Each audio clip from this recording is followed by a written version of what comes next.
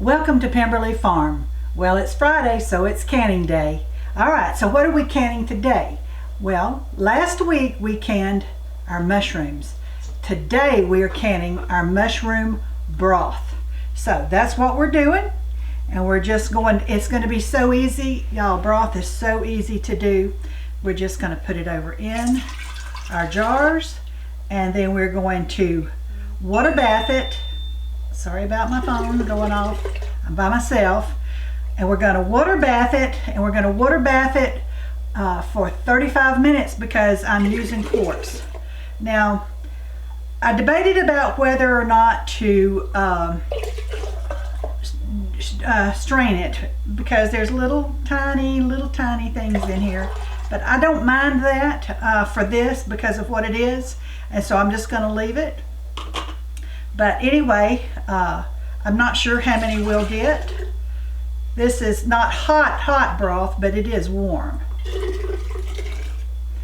So anyway, if you have not watched our how to can mushroom video, I would invite you to go back and take a look at that. Our canner is back here warming up.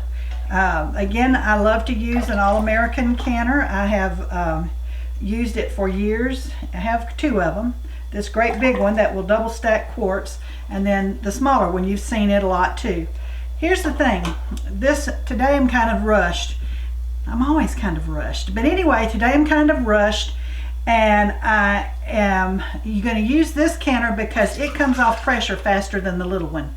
I have no idea why, none whatsoever, but that's the way it is. And so because I'm in a hurry today and I want this one to come off pressure, because I want it to come off pressure faster than that little one will, then that's why I'm using the big one, even though I'm just going to have a few jars. It won't matter. I don't want to lose this broth. Now, what am I going to use the broth for? Well, for one thing, you can put it, now when I do a roast with, like potatoes and carrots and onions and all that, whether I put it in the oven or in the slow cooker, I always add a little water to it. Well, instead of water, you can use the mushroom broth. And so what if you wanted to make beef stew? Use mushroom broth as part of your liquid. So, there's a lot of things you can do with it. And I debated about whether to use pints or quarts. But I decided to go ahead and use quartz because as far as broth is concerned, I usually use a lot more of that than I do some other things. So we're going to use quartz. It looks like we're only going to have about 4 quarts here, which will be all right. This is just absolutely just broth from the mushrooms that we kind of cook down a little bit before we can them. So this is, some people would just throw this away, but I think that's a terrible waste of flavor.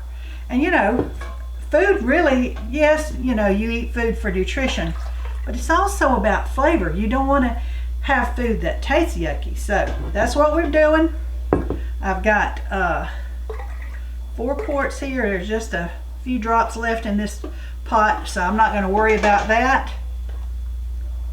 All right, now I'm going to wash my hands just real quick because I poured a little bit of it on there. So now I'm going to take our paper towel and I'm going to go around the rims and wipe it clean. I don't want them to be have anything on them. I don't want anything between the rim and the compound on my lid. Okay, so I'm just gonna kind of do it just finger tight. You're not gonna crank it down big. I can't crank it down big. I have no strength in my hands. So anyway, so just doing it finger tight. Anything I would do would be somebody else's finger tight. So there we are, 4 quarts, and I'm going to put them in the canner. And I think also what I'm going to do is I'm going, so that excuse me, I may add a couple of pints of water. Remember we talked about before, if you have more room in your canner, I may even add a quart of water. That may be what I do. Can some water. When it comes out, it's sterile water. And so, you know, if you had somebody that got injured and you needed to clean the wound up real quick, even before you took them to help, or what if maybe there was no help and you had to do it all by yourself.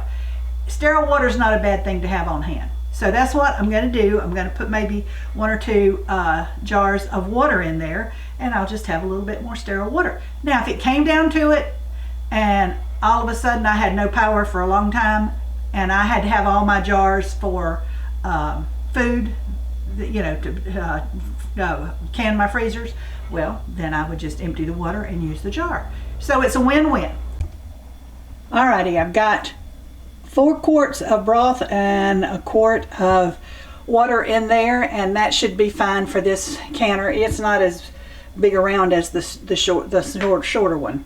So anyway, we'll come back when it's over, and I will tell you, I'll remind you that I will let it steam vent for 10 minutes. Once it's come to a full steam, then I'll put the weight on it, and then once it gets up to pressure for my elevation, check your elevation, I will let it process for 35 minutes.